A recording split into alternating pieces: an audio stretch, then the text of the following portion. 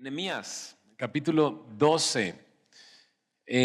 Estamos acercándonos al final del libro. Ya próxima semana terminamos con el último capítulo de este libro, Nehemías capítulo 13. ¿Qué sigue después de esto? Bueno, algunos dirán, pues Esther, ¿no? Pues sí, es lo que sigue en la Biblia, pero haremos una pequeña pausa para enseñar durante varias semanas una serie que hemos denominado Lo que creemos.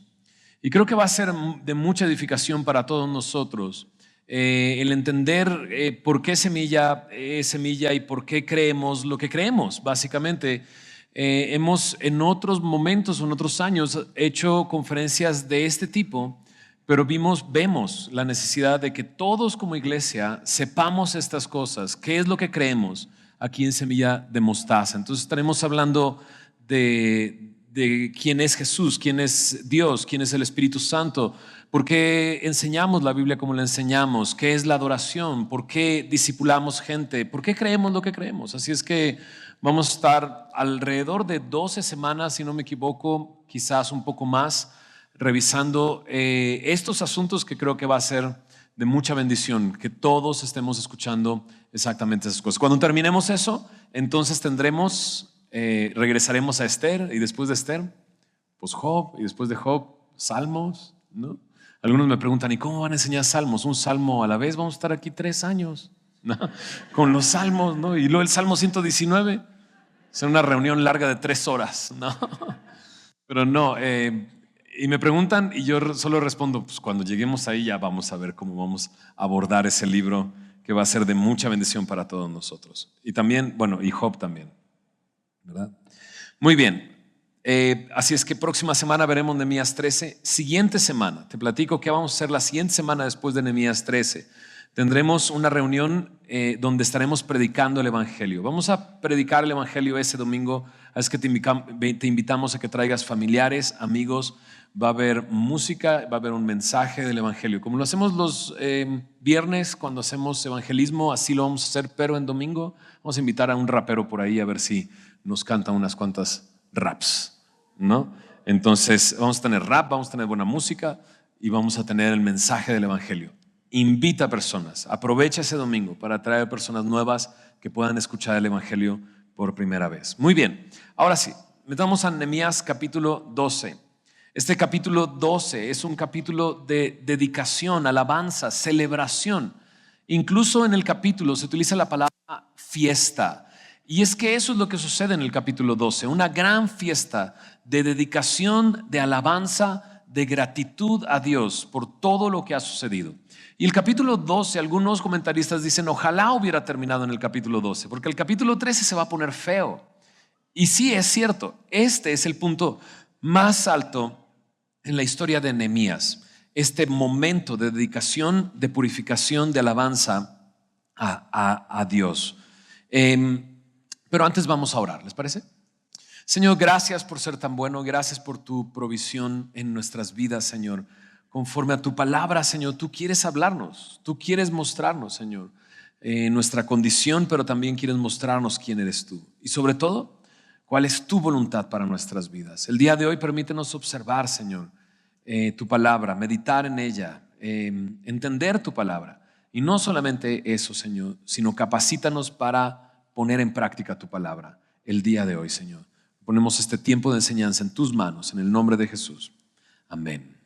Leeré los primeros 26 versículos.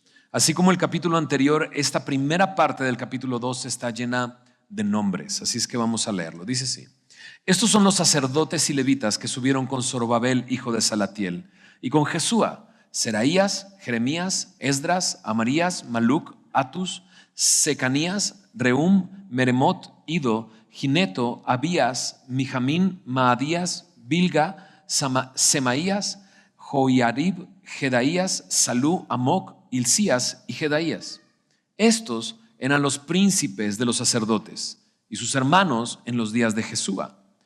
Y los levitas eran Jesúa, Binut, Cadmiel, Serebías, Judá y Matanías, que con sus hermanos oficiaban en los cantos de alabanza, y Bacbuquías y Uni, sus hermanos, cada cual en su ministerio. Jesúa engendró a Joyasim, Y Joiacim engendró a Eliasib, y Eliasib engendró a Joiada. Joiada engendró a Jonatán, y Jonatán engendró a Jadún. Y en los días de Joiacim, los sacerdotes jefes de familias fueron de Seraías, Meraías, de Jeremías, Ananías, de Esdras, Mesulam, de Amarías, Joanán, de Meticú, Jonatán, de Sebanías, José, de Arim, Adna, de Merayot, Elcai, de Ido, Zacarías, de Ginetón, Mesulam, de Abías, Sicri, de Miniamín, de Moadías, Piltai, de Bilga, Samúa, de Semaías, Jonatán, de Joiarib, Matenai, de Jedaías, Uzi, de Salai, Calai, de Amoc, Eber, de Hilcías, Asabías, de Jedaías, Natanael. Los levitas en días de Eliasim, de Joiada, de Jonatán y de Jadúa fueron inscritos por jefes de familia. También los sacerdotes hasta el reinado de Darío el persa. Los hijos de Leví, jefes de familias, fueron inscritos en el libro de las crónicas hasta los días de Johanán, hijo de Eliasib. Los principales de los levitas, Asabías, Serebías, Jesúa, hijo de Cadmiel, y sus hermanos delante de ellos, para alabar y dar gracias, conforme al estatuto de David, varón de Dios, guardando su turno. Matanías, Bacbuquías, Obadías, Mesulam, Talmón y Acub, guardas, eran porteros para la guardia a las entradas de las puertas. Estos fueron en los días de Joiacim, hijo de Jesúa, hijo de Josadac, en los días del gobernador Nehemías y del sacerdote Esdras, escriba. Ok, esta primera parte está llena de nombres, ¿lo notaste? Bueno, sí. Muchos nombres, difíciles de decir. Nombres de dos grupos de personas, los sacerdotes y los levitas. Pero está haciendo un recuento. Desde los tiempos de Esdras, de Zorobabel y Jesúa.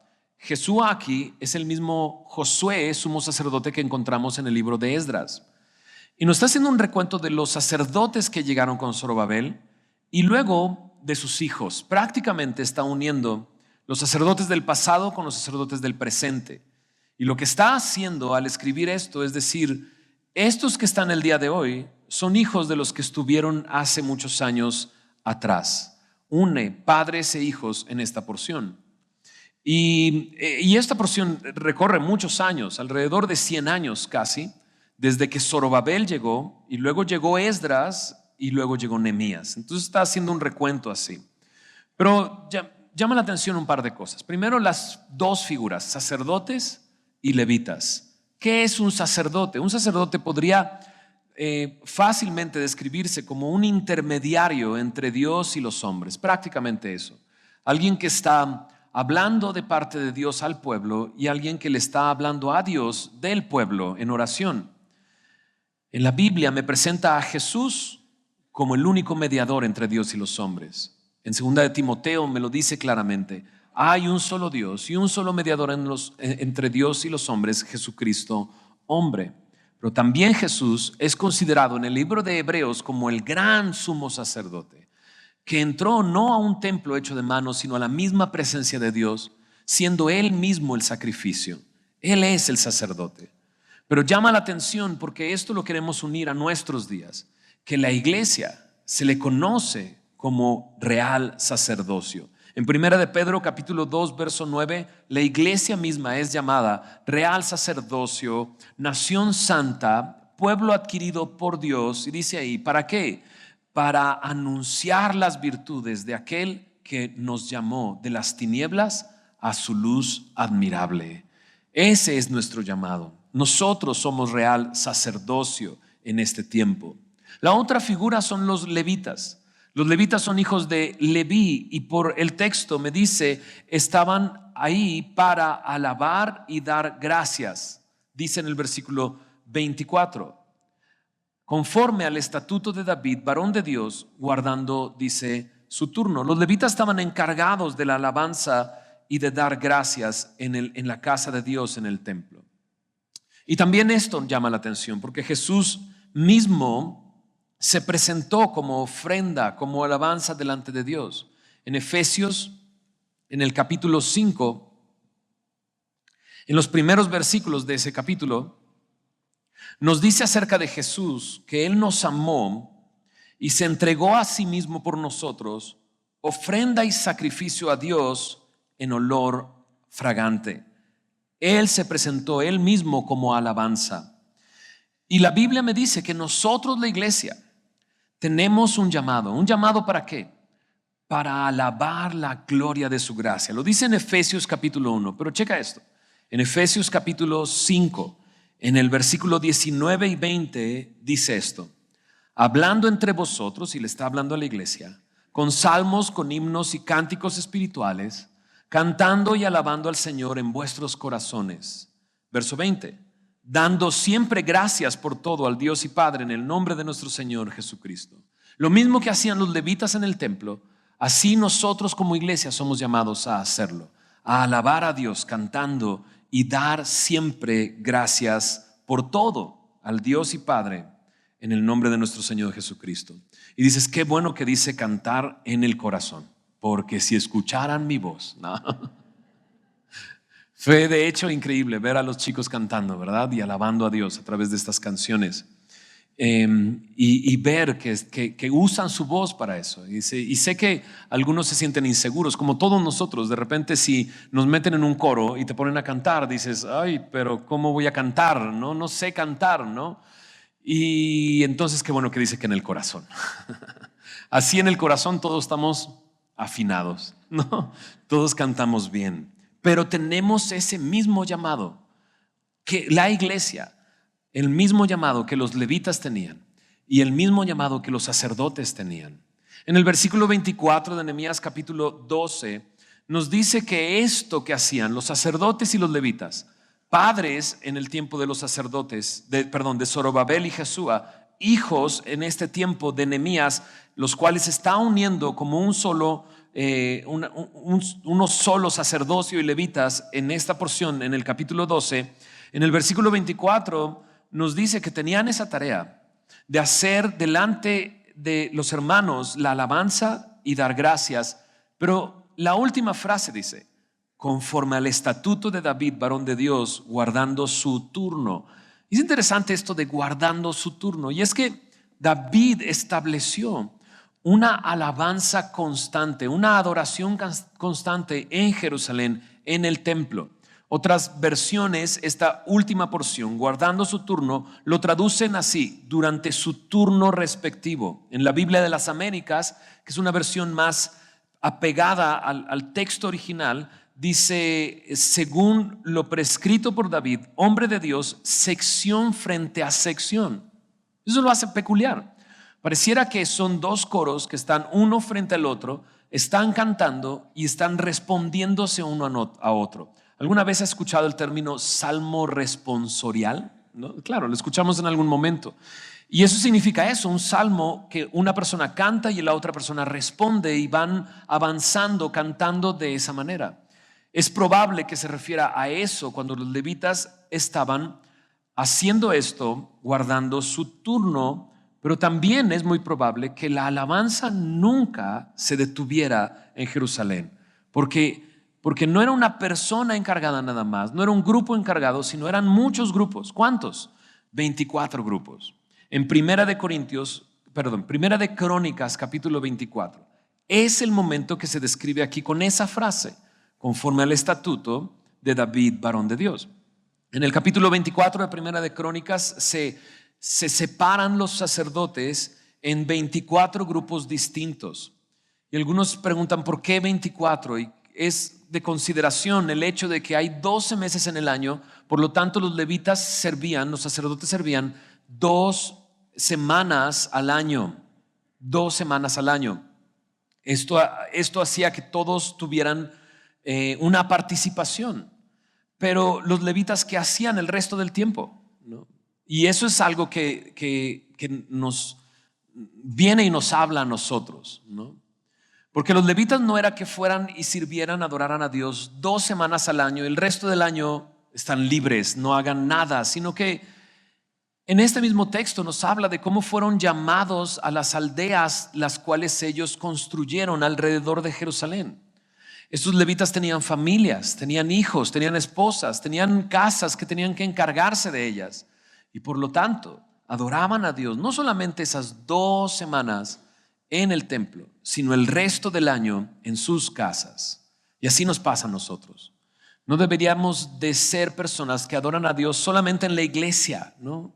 Sino que deberíamos de ser personas que adoran a Dios en todo lugar, en casa, en el trabajo o en cualquier lugar. Hace un par de semanas que vimos esta área del trabajo, decíamos eso. No sirvamos al hombre, no sirvamos al ojo, sino sirvamos a Dios en medio de nuestros trabajos.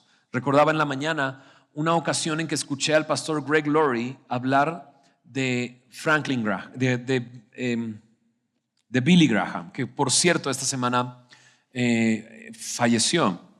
Billy Graham, un gran hombre de Dios que predicó el evangelio a la mayor cantidad de personas en los últimos tiempos, era amigo de Greg Laurie. Greg Laurie entró a su cocina y él platica esta anécdota, que en la cocina, en la parte de arriba del fregadero, así se le llama, ¿verdad?, donde se lavan los trastes, había una leyenda que decía: aquí se adora a Dios 3 veces al día. Claro, lavar los trastes es una manera de poder adorar a Dios, y eso convierte todo nuestro día en oportunidades para adorar a Dios y para alabar a Dios, para vivir para su gloria y para su honra. Los levitas vivían así y nosotros también somos llamados a vivir así, a presentar nuestro cuerpo como un sacrificio vivo, santo, agradable a Dios, a vivir en adoración constante todos los días, todos los días. Y entonces llegamos a la siguiente porción de Nehemías capítulo 12. A partir del verso 27 comienzan a aparecer estas palabras: dedicación, purificación. Empieza a hablar de una procesión y al final encontramos que todo esto es una celebración de gran alegría y de gran gozo. Vamos a leerlo. Mira lo que dice el verso 27. Para la dedicación del muro de Jerusalén, buscaron a los levitas de todos sus lugares para traerlos a Jerusalén, para hacer la dedicación y la fiesta con alabanzas y con cánticos, con címbalos, salterios y citaras.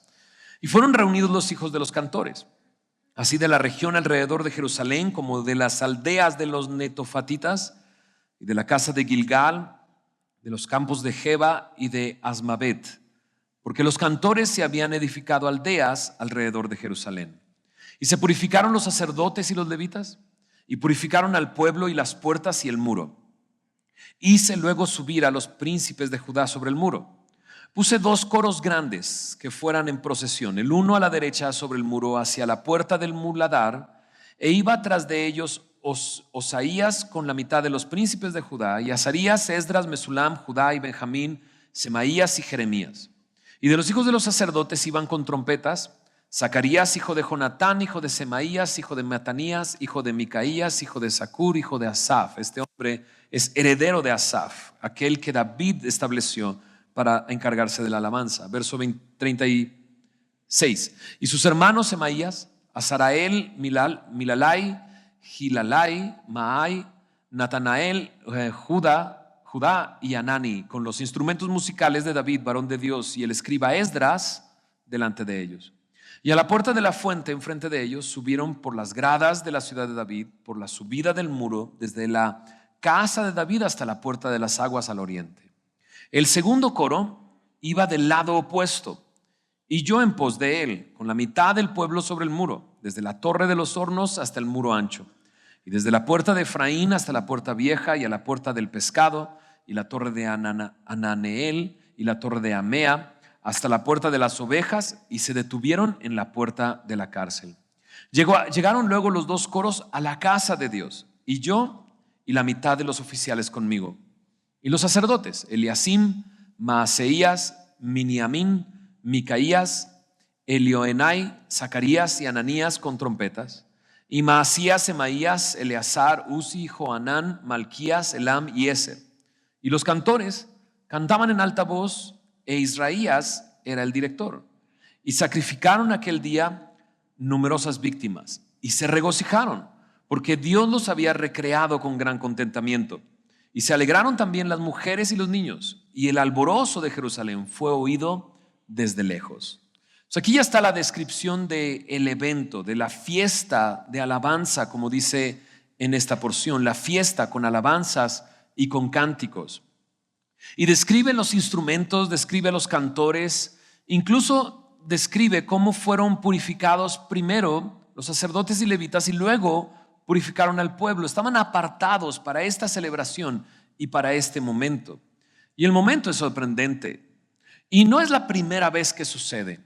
Unos años atrás, en Esdras capítulo 6, se nos dice acerca del momento en que se dedicó la casa de Dios. Mira, acompáñame, Esdras capítulo 6, en el versículo 16. Lo que quiero decir es que esto no es algo que sucede solamente en este momento. La alabanza y la adoración era de esta manera, con gran gozo, en la dedicación de la casa de Dios. En Esdras capítulo 6, verso 16, dice, Esdras capítulo 6, verso 16, dice así: entonces los hijos de Israel, los sacerdotes, los levitas y los demás que habían venido de la cautividad, ¿ves que son el mismo grupo de personas? Años atrás, ¿verdad? Dice ahí, hicieron la dedicación de esta casa de Dios con gozo, con gozo. De hecho, ellos no solamente se habían gozado en el momento de la dedicación de la casa de Dios, sino años atrás, cuando colocaron los cimientos, lo hicieron de esta manera. En Esdras capítulo 3, verso 11 dice así: y cantaban, alabando y dando gracias a Jehová, y diciendo, porque Él es bueno, porque para siempre es su misericordia sobre Israel. Y todo el pueblo aclamaba con gran, ¿qué dice? Júbilo, alabando a Jehová, porque se echaban los cimientos de la casa de Jehová. Ve el contraste en el siguiente versículo. Muchos de los sacerdotes, de los levitas y de los jefes de casas paternas, ancianos que habían visto la casa primera, viendo echar los cimientos de esta casa, lloraban en alta voz, mientras, si recuerdas ese momento, ¿verdad? Muchos otros daban grandes gritos de alegría. De hecho, al final del verso 13 dice, y se oía el ruido hasta de lejos. Es que es la segunda ocasión que sucede algo parecido. Cuando comenzaron los cimientos de la casa y dedicaron la casa, se oía el gran gozo que había. Y ahora que están dedicando los muros, la ciudad, el pueblo, hay gran alboroto. Y todo va sucediendo así. Es como un desfile. Un comentarista se atreve a decir que parece un desfile de Disney, ¿no? Pero era algo así. Había música, había cantos, había alabanza, había instrumentos musicales y iban en una procesión, en un desfile, de un lado del muro y del otro lado del muro. Y dice interesante, dice subiendo, ¿no? Hemos tenido la oportunidad de ir a Jerusalén varias ocasiones y la ciudad de David, estás en una colina y no es muy grande, no pienses en la ciudad como nuestra ciudad, es más como una colonia pequeña. Y me imagino el momento y cómo desde un lado del muro puedes escuchar el otro lado del muro y cómo van cantando. Esto era una gran fiesta y una gran celebración. Y van subiendo, pero si uno llegara en ese momento, dirías, wow, qué buenas fiestas hacen aquí, ¿no? Qué gran celebración. Pero tú y yo sabemos lo que ha tomado llegar hasta este momento. No ha sido fácil. Ha requerido de mucho esfuerzo, ha requerido de mucho trabajo, ha requerido de muchas cosas. O sea, hace unos meses atrás este lugar no se podía caminar sobre el muro. ¿Recuerdas cuando llegó Nehemías? Cuando llegó Nehemías quiso inspeccionar y se subió sobre su caballo y comenzó a andar sobre el muro y llegó un momento en que ya no pudo pasar su caballo. Se tuvo que bajar de pie, a pie y recorrer el camino de noche a pie porque ya no podía pasar su caballo. Así es que hace unos meses atrás este lugar estaba destruido. Este lugar no tenía muros, este lugar no estaba habitado. La semana pasada vimos cómo voluntarios se anotaron para ir y vivir en ese lugar. Así es que esta celebración es el término de un gran proceso donde enemigos se levantaron y trataron de impedir la reconstrucción, donde las personas agotadas, dicen, no se cambiaban de ropa, ¿recuerdas? Porque trabajaban durante el día en el muro y en la noche velaban por si el enemigo venía a atacar. Ha sido todo un proceso largo de dificultades para llegar a este momento, pero ahora está la celebración. Y el pueblo está sobre los muros.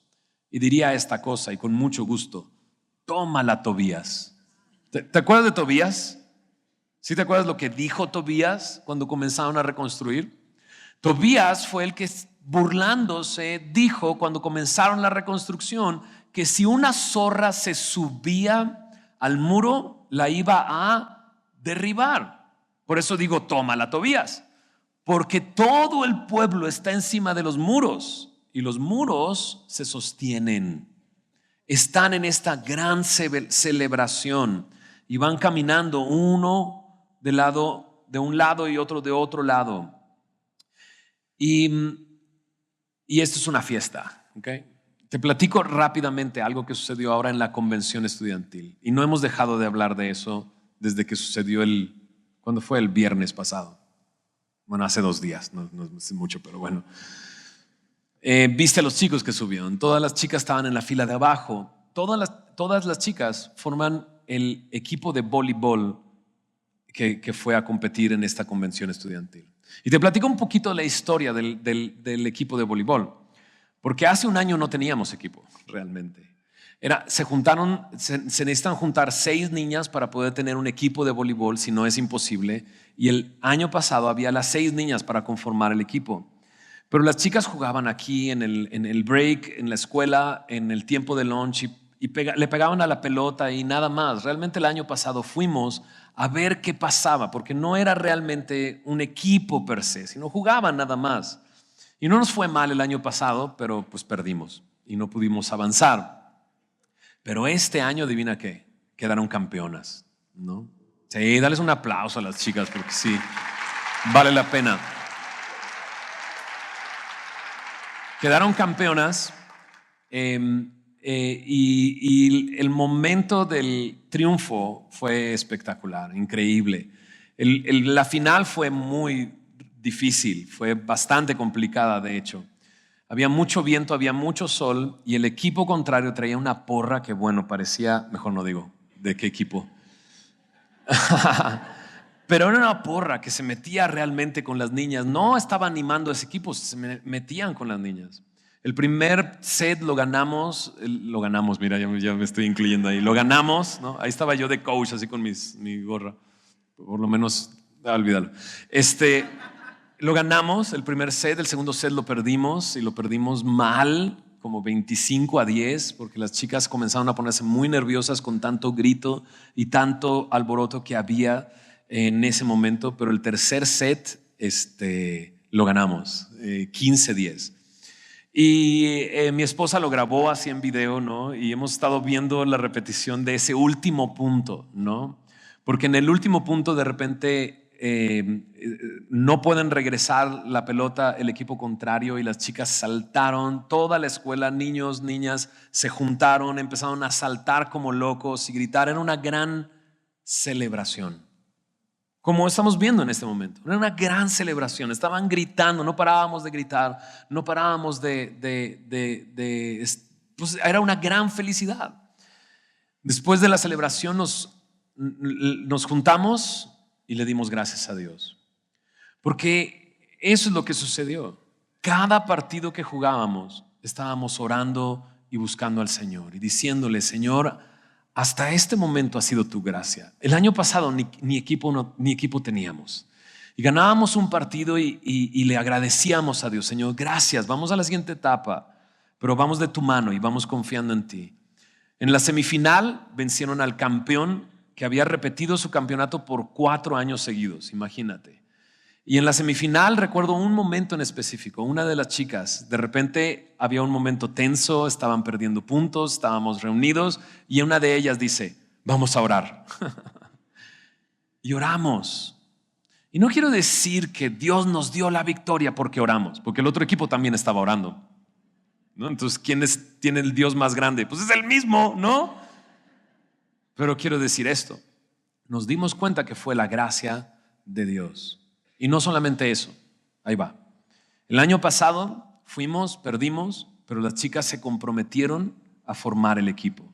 Se metieron a una liga, compitieron con escuelas muy grandes del sur de la ciudad, Vista Hermosa y otras escuelas que son bastante grandes. Y íbamos a esos partidos y toda la primera etapa, el primer torneo era perder. Realmente eso era, íbamos a perder, no ganábamos, porque apenas estaba formándose el equipo. Pero yo me acuerdo que las animaba y les decía, ¿saben qué, chicas? De esta escuela, esta es la selección de voleibol. De nuestra escuela, ustedes son las únicas niñas de la escuela. O sea, no tenemos selección, son ustedes nada más. Y ellas no saben eso, no saben que están enfrentando a todas las niñas de esa edad de esta escuela, ¿no?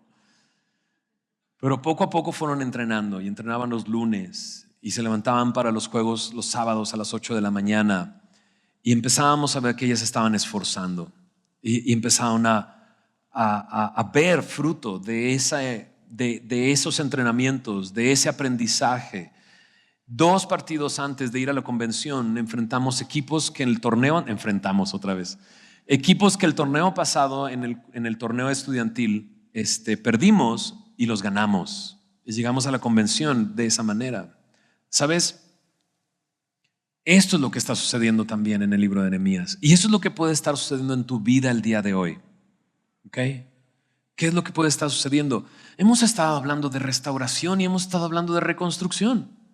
Hemos estado hablando de cómo Dios quiere restaurar nuestras familias, reconstruir nuestras familias, nuestros matrimonios, nuestra relación con nuestros hijos, en el trabajo, nuestra vida entera, de cómo adoramos a Dios en cualquier lugar, de cómo somos delante de Dios y delante de la sociedad en la que estamos. Pero estamos en medio de una sociedad que se rinde siempre. Es increíble. Es el tiempo donde cuando hay una dificultad en el matrimonio, la solución es divórciate.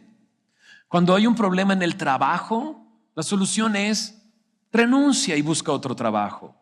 Hace unas cuantas generaciones atrás, y no porque fueran cristianos, muchos de nuestros papás se mantuvieron unidos por sus hijos. ¿Recuerdas esa excusa? Decían, por los hijos vamos a mantenernos juntos, y que se quedaban juntos. Y ahora ya no. Vivimos en una sociedad que se rinde constantemente, que renuncia constantemente. El día de hoy quisiera animarte, porque a lo mejor estás avanzando por el libro de Nehemías y por el libro de Esdras y no ves fruto y dices, sigo igual y sigo en las mismas y sigo en las mismas dificultades en mi matrimonio. No te rindas, no te rindas. Confía en el Señor y empieza a ver a Dios actuando en tu matrimonio, en tu relación con tus hijos, en las dificultades en las que estás, porque es Dios.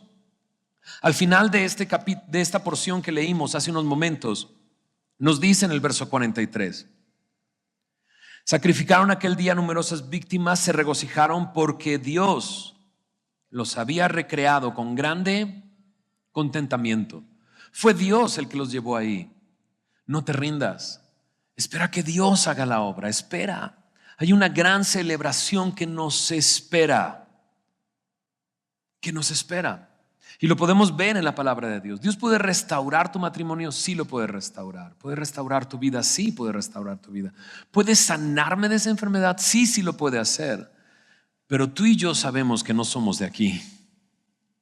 Y la gran celebración, y va a ser enorme, es más, acompáñame. Esto está en Apocalipsis capítulo 21. Nos estamos yendo al final de la Biblia, los últimos versículos de la Biblia.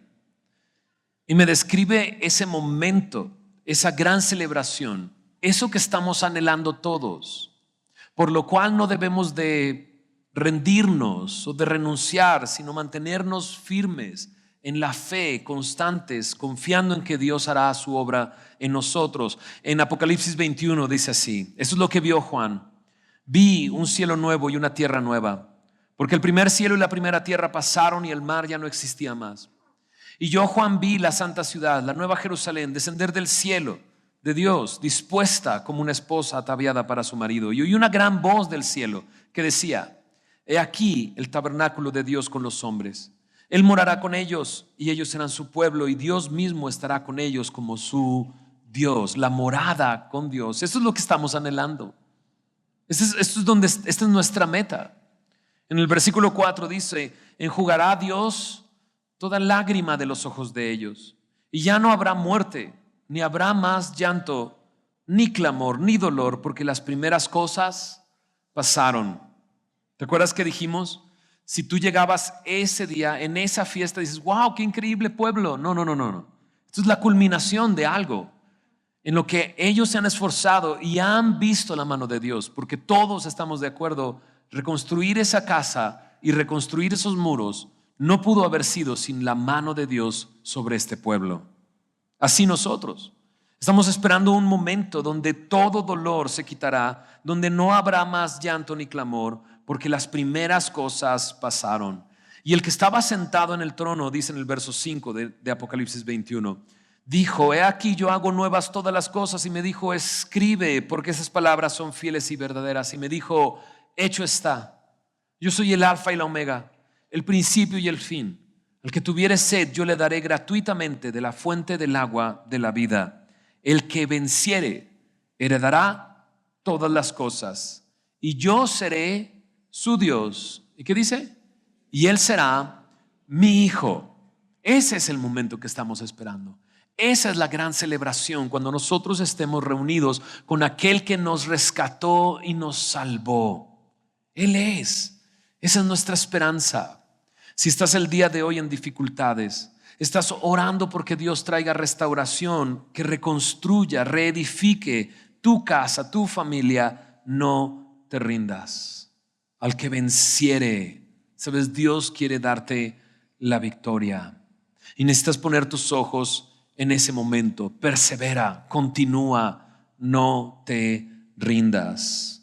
Regresando a Nehemías capítulo 12, podemos ver toda esta procesión. Esdras delante de un grupo, Nehemías delante de otro grupo, y se juntan en la cima, en la casa de Dios.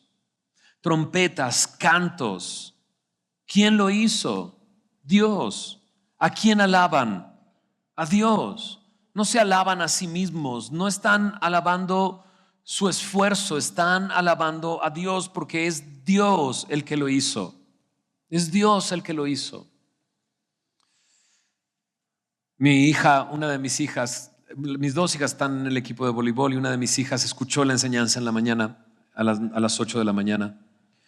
Y me decía, ¿sabes qué, papá? Cuando íbamos, ya que terminó todo, ya que terminó la final, ya que estaban brincando ahí, iban camino hacia los dormitorios o hacia las cabañas. Dormitorios son no muy nice, son unas literas ahí nomás. A la cabaña, me decía, íbamos platicando para allá, íbamos diciendo, Dios es bueno. Dios es bueno. ¿Oíste lo que decían cuando dedicaron la casa de Dios y pusieron los cimientos? Porque Dios es bueno, para siempre es su misericordia. ¿Sabes? Este pueblo está agradecido porque vio la mano de Dios en su vida. Ahora, estamos hablando de aquellos que a lo mejor aún siguen en esa etapa de reconstrucción. Pero si Dios ha reconstruido tu vida, ¿estás alabando a Dios por ello? ¿Estás lleno de gratitud por esto? En el verso 43, en ese último versículo, estas palabras, porque los había recreado con grande contentamiento. En otras versiones se traducen así. Me llamó la atención esto y tengo dos preguntas para nosotros después de leer estas dos traducciones. La NBD, Nueva Biblia al Día, dice, porque el Señor les había dado motivos para estar muy gozosos. En la NTV, Nueva Traducción Viviente, dice, Dios había dado al pueblo razón para alegrarse. La pregunta es esta: ¿Dios te ha dado motivos, razón para que te goces? ¿Te das cuenta? Este pueblo está respondiendo con gran gozo y alegría y alabanza y gratitud porque tenía razones, y muchos de nosotros tenemos razones y tenemos motivos para levantar nuestra voz y decir, Dios, tú eres bueno, para siempre es tu misericordia, y tener un momento de celebración, tener un momento de gratitud, tener un momento de alabanza. Necesitamos tener momentos así y celebrar con gozo. Esta gratitud y esta alegría se expandió no solamente a aquellos que estaban en el muro, dice a las mujeres y a los niños. Esto es una gran fiesta, un gran gozo que podemos compartir con toda nuestra familia por lo que Él ha hecho en nuestras vidas. Terminemos leyendo los últimos versículos de esta porción.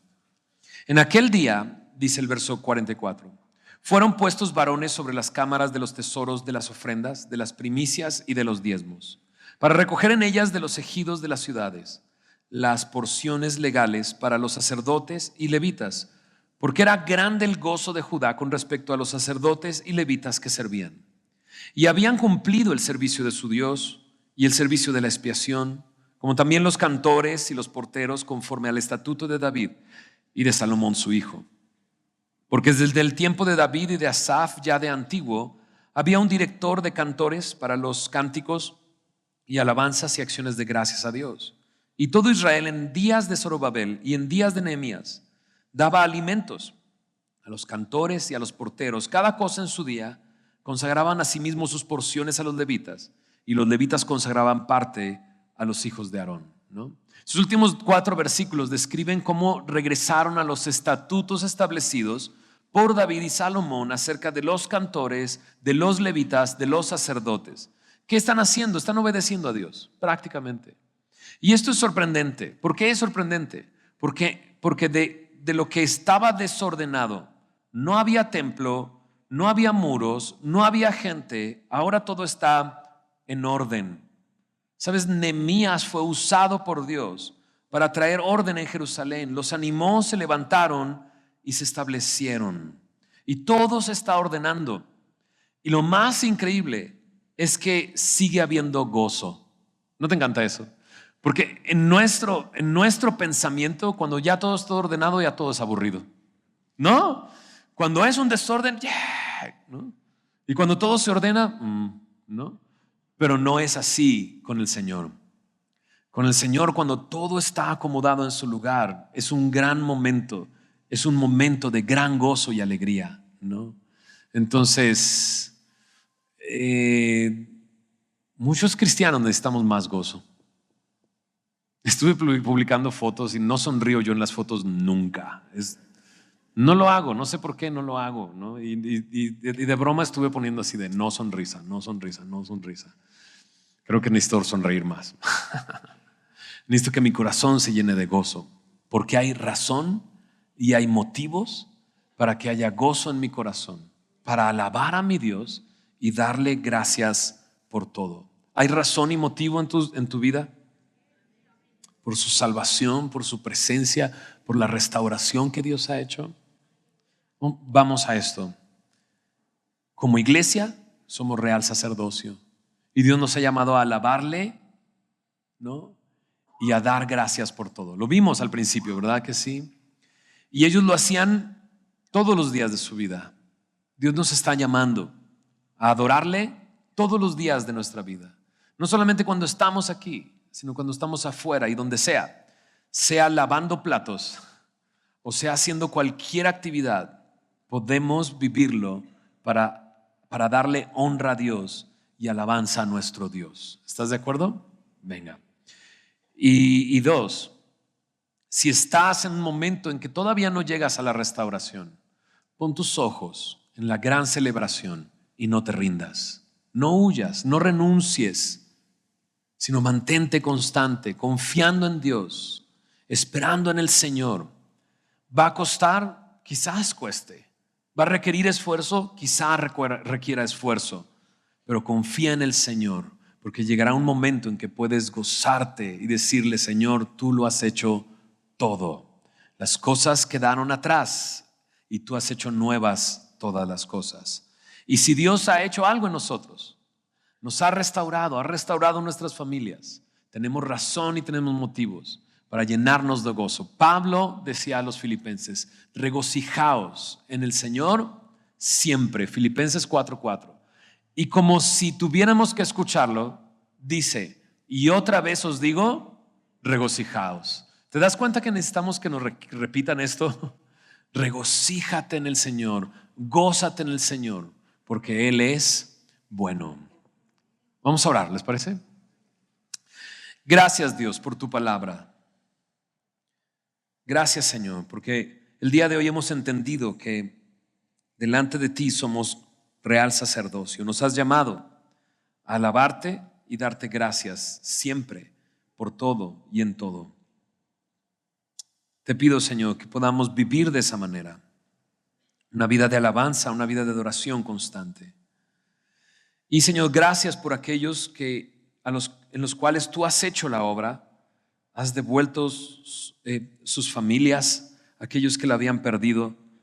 Señor, has restaurado matrimonios que estaban destruidos, has restaurado en salud, has rescatado de esclavitud, de adicciones a algunos de nosotros. Señor, permítenos vivir agradecidos y llenos de gozo por lo que tú has hecho en nuestras vidas. Pero te pido por aquellos que están en un momento difícil, que aún no llegan a este momento de celebración.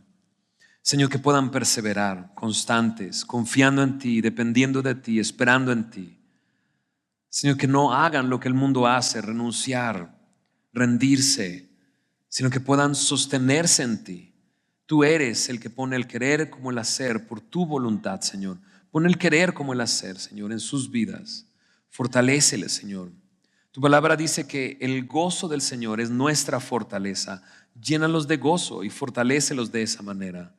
Y permíteles, como Pablo, decir: prosigo a la meta, al llamado del supremo llamamiento que es en Cristo Jesús, Señor nuestro. Señor, manténlos enfocados en la meta, en el momento de la gran celebración, cuando estemos delante de ti, Señor. Y esto les llene de ánimo para extenderse hacia adelante, olvidando las cosas que quedan atrás, Señor. Prosiguiendo, Señor, siguiendo, moviéndose hacia ti, Señor, y hacia su destino que eres tú, Señor. Fortalece nuestras vidas, Señor. Y gracias por tu obra en nosotros. En el nombre de Jesús oramos. Amén, amén.